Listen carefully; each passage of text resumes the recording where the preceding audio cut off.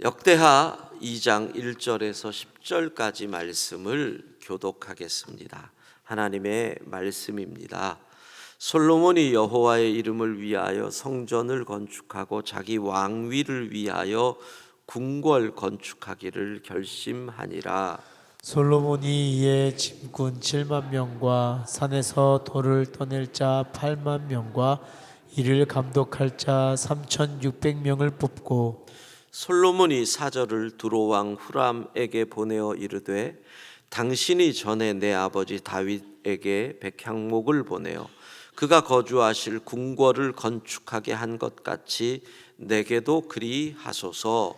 이제 내가 나의 하나님 여호와의 이름을 위하여 성전을 건축하여 구벌하여 드리고 주 앞에서 향재료를 사르며 항상 떡을 차려 놓으며 안식일과 초하루와 우리 하나님 여호와의 절기에 아침 저녁으로 번제를 드리려 하오니 이는 이스라엘의 영원한 규례니이다. 내가 건축하고자 하는 성전은 크니 우리 하나님은 모든 신들보다 크심이라.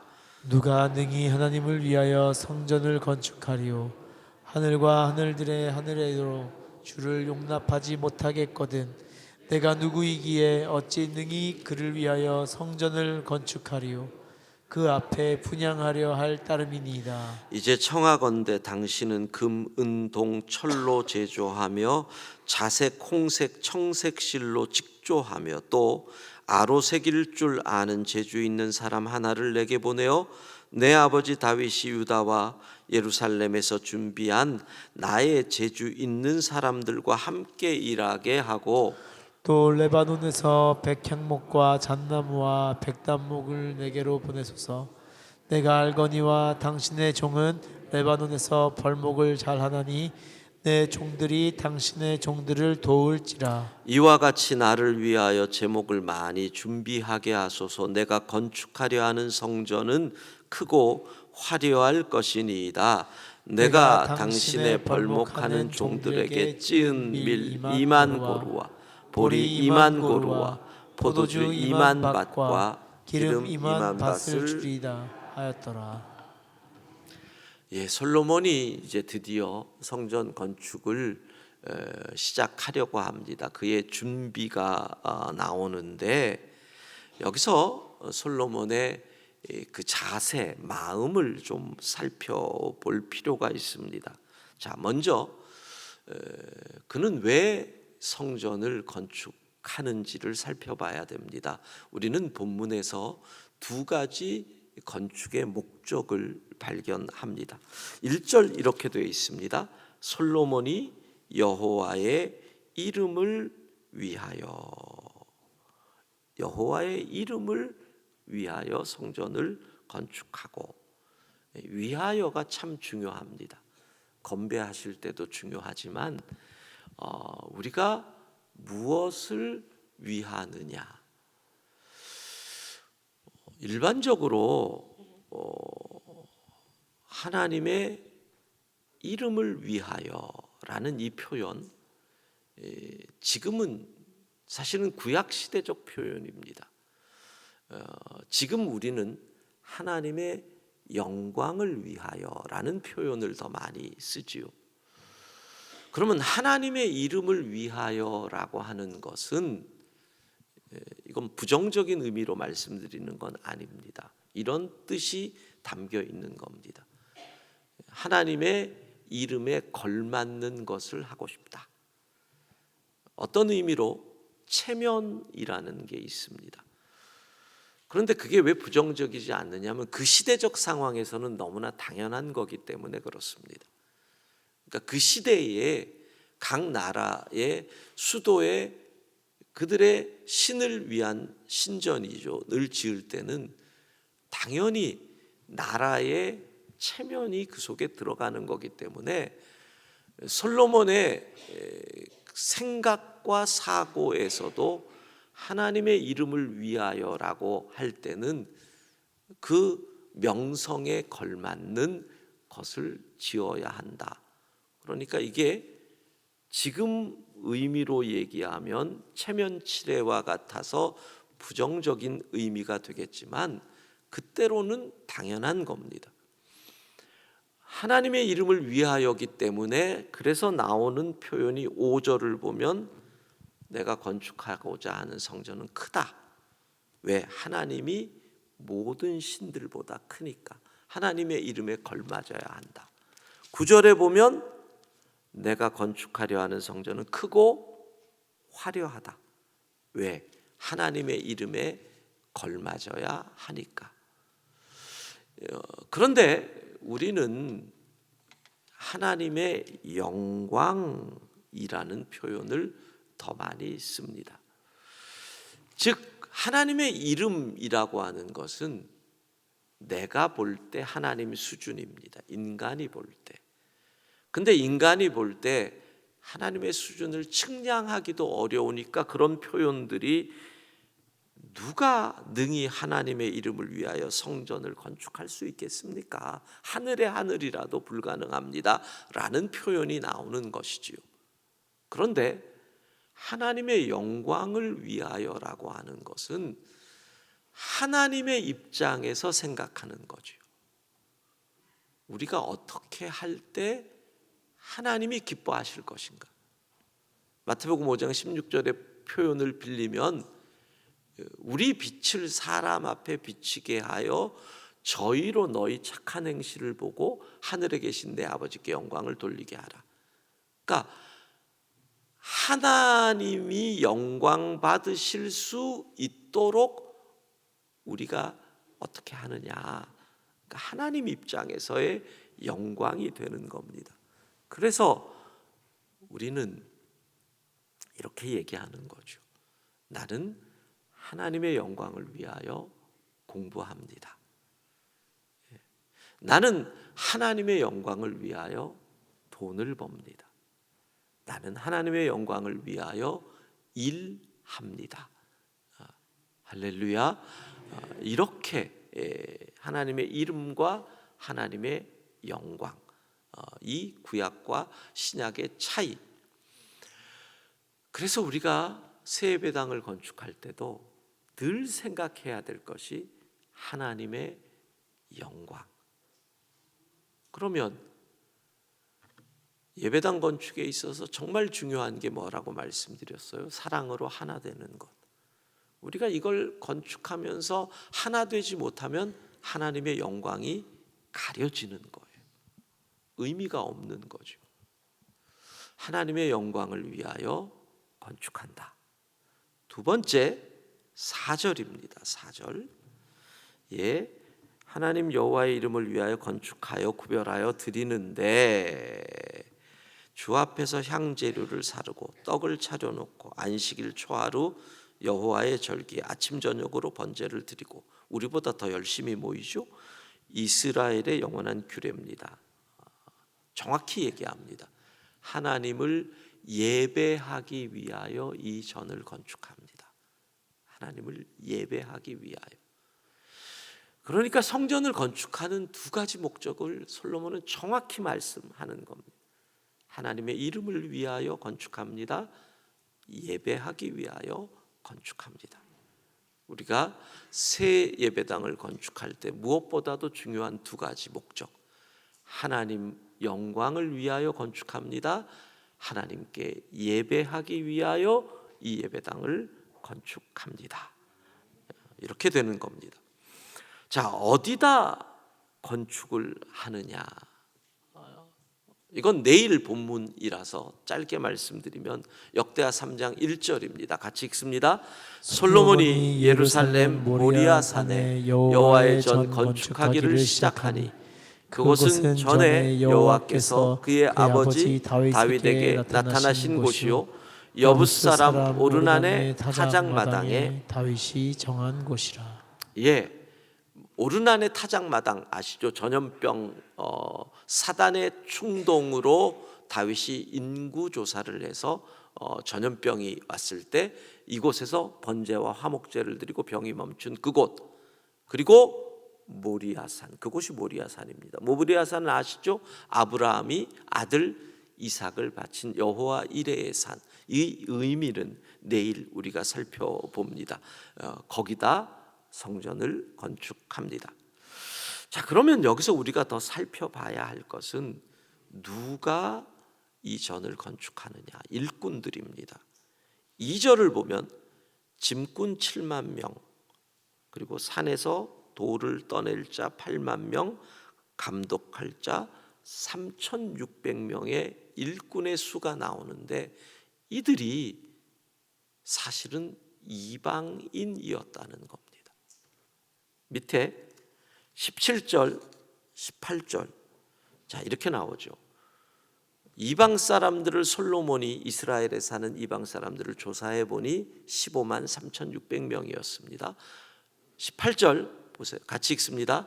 그 중에서 7만 명은 짐꾼이 되게 하였고 8만 명은 산에서 벌목하게 되었고 3,600명은 감독으로 삼아 백성들에게 일을 시키게 하였더라.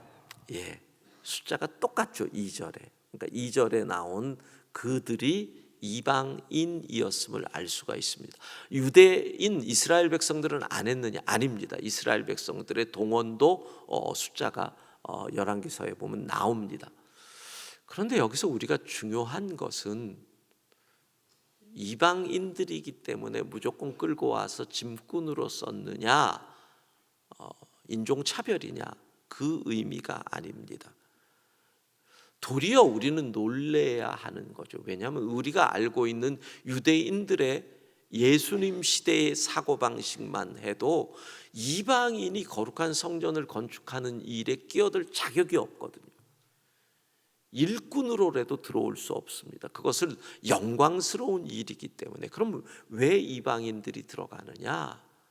이미 이 성전에는 솔로몬이 건축할 때만 해도 이 성전의 개념이 이방인들과 유대인을 차별하는 개념이 아니었습니다. 그것은 건축 이후에 봉헌 기도를 봐도 알 수 있습니다. 역대하 6장 32절 33절 같이 읽습니다. 주의 백성 이스라엘에 속하지 않은 이방인에게 대하여도 그들이 주의 큰 이름과 능한 손과 펴신 팔을 위하여 먼 지방에서 와서 이 성전을 향하여 기도하거든 주는 계신 곳 하늘에서 들으시고 모든 이방인들이 주께 부르짖는 대로 이루사 땅의 만민이 주의 이름을 알고 주의 백성 이스라엘처럼 경외하게 하시오며 또 내가 건축한 이 성전을 주의 이름으로 일컫는 줄을 알게 하옵소서. 예, 이미 솔로몬은 하나님 앞에 나오는 이방인들이 이 전에서 함께 하나님을 예배해야 한다. 그런데 예수님 시대에는 이방인이 완전히 배격되잖아요.